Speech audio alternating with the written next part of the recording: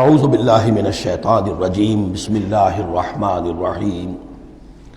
یا ایھا الذین آمنوا لیبلونکم اللہ بشیء من الصید تنالہ ایدیکم ورماحکم لیعلم اللہ من یخافہ بالغیب، کیونکہ اس سورہ مبارکہ کے شروع میں آئی تھی یہ آیت کہ جب تم احرام کی حالت میں ہو تو تم شکار نہیں کر سکتے۔ تو اب اللہ تعالیٰ کی ایک سنت ہے، وہ آزماتا ہے، سخت ترین امتحان لیتا ہے۔ فرض کیجئے کہ ایک قافلہ جا رہا ہے بیچارے حاجیوں کا، اور انہوں نے احرام باندھا ہوا ہے، کوئی شے نہیں ہے، کھانے کے لیے کچھ نہیں ہے، لیکن اب جو ہے ہرن صاحب جو ہے اٹکیلیاں کرتے ہوئے قریب آ رہے ہیں، اور وہ پکڑ نہیں سکتے،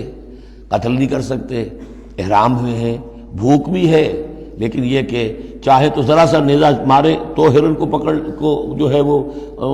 شکار کر لیں، یا ویسے ہی بھاگ کر پکڑ لیں، لیکن یہ کہ اس کی اب ان کو اجازت نہیں ہے۔ تو اللہ تعالیٰ ایسا کرتا تھا۔ فرمایا یا ایھا الذین آمنوا، اہل ایمان، لیبلونکم اللہ، لازماً اللہ تمہیں آزمائے گا، بشیء من الصید، شکار کے ذریعے سے، تنالہ ایدیکم ورماحکم، جن کو کہ پا لیں گے آسانی سے تمہارے ہاتھ اور تمہارے نیزے، لیعلم اللہ من یخافہ بالغیب، تاکہ اللہ دیکھ لے کہ کون ہے وہ لوگ کہ جو غیب میں ہوتے ہوئے بھی اللہ سے ڈرتے رہتے ہیں، کہ موقع ہے، بھوک بھی ہے، ہرن بھی بالکل پاس ہے، بالکل قابو میں ہے، جیسے چاہے شکار کر لے، لیکن ہاتھ بندھے ہوئے ہیں اس لیے کہ احرام باندھا ہوا ہے۔ تو جس کے دل میں ایمان ہوگا وہ اپنی بھوک کو برداشت کرے گا، اللہ کے حکم کو نہیں توڑے گا۔ فمن اہتدی بعد ذلک، اب کسی سے غلطی ہو گئی، تجاوز کر بیٹھا،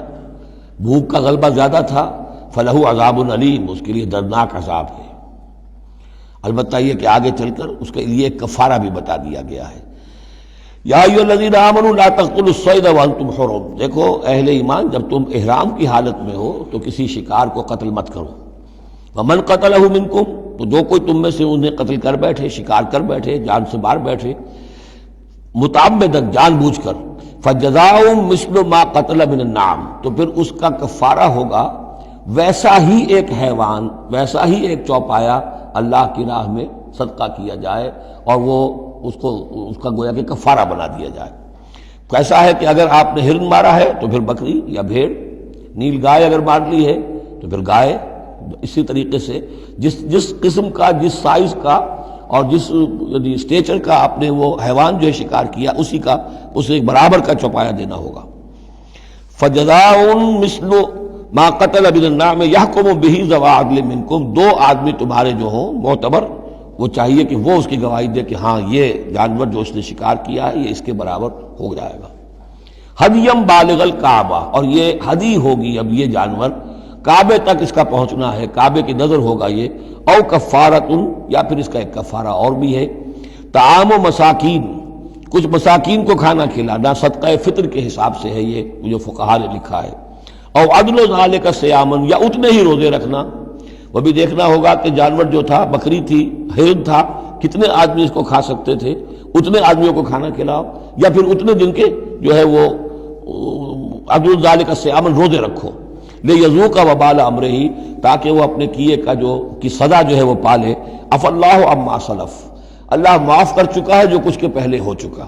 ومن عادا، لیکن جو پھر ابھی دوبارہ کرے گا، اعادہ کرے گا، فینتقم اللہ منہ، تو اللہ تعالیٰ اس سے انتقام لے گا۔ واللہ عزیز الانتقام، اور یقیناً اللہ تعالیٰ زبردست ہے، انتقام لینے والا، بدلہ لینے والا۔ احل لکم صید البحر وطعامہ متاعا لکم، البتہ یہ کہ اگر کشتیوں کے ذریعے سے، جہازوں کے ذریعے سے حاجی لوگ آ رہے ہوں تو ان کے لیے چھوٹ ہے، وہ احرام کی حالت میں بھی جو مچھلی ہے اس کا شکار کر سکتے ہیں۔ احل لکم صید البحر، سمندر کا، دریا کا جو شکار ہے وہ تمہارے لیے حلال کیا گیا، وطعامہ متاعا لکم وللسیارہ، اور اس کا جو دریا کا کھانا ہے وہ تمہارے لیے بہت اچھا جو ہے فائدے کی چیز ہے، اور سب مسافروں کے لیے۔ اور آج آپ کو معلوم ہے کہ یہ سی فوڈ جو ہے یہ دنیا میں کس قدر یعنی اب معروف بھی ہے، محبوب بھی ہے، مقبول بھی ہے، اور بہت سی برائیوں سے اور بیماریوں سے بچانے والا بھی ہے۔ سی فوڈ یہ تو اب ایک بڑا سمجھیے کہ پوری دنیا کے اندر غذا کا ایک نیا خزانہ ہے کہ جو سامنے آیا لوگوں کے۔ تو فرمایا وطعامہ متاعا لکم وللسیارہ، اس کا جو طعام ہے جو سمندر کے اندر اللہ نے پیدا کیا ہوا ہے، مچھلیاں ہیں یا اور کوئی اسی طریقے کی اللہ نے تمہارے لیے کھانے کی چیزیں پیدا کی ہیں۔ وحرم علیکم صید البر ما دمتم حرما، لیکن خشکی پر شکار کرنا تمہارے لیے جب تک کہ تم احرام میں ہو حرام کر دیا گیا۔ واتقوا اللہ الذی الیہ تحشرون، اور اللہ کا تقوی اختیار کیے رکھو جس کی طرف کہ تمہیں لازماً جمع کر دیا جائے گا، لے جائے جاؤ گے گھیراؤ کر کے۔ جعل اللہ الکعبۃ البیت الحرام قیاما للناس، اللہ تعالیٰ نے کعبے کو جو بیت الحرام ہے، بزرگی والا گھر ہے، اسے لوگوں کے قیام کا باعث بنا دیا ہے۔ والشہر الحرام، اور شہر حرمت والا شہر بھی اللہ تعالیٰ نے معین کیا ہے۔ والہدی، اور قربانی کے جانور، ان کا بھی ذکر ہو چکا ہے اس سورت کے شروع میں۔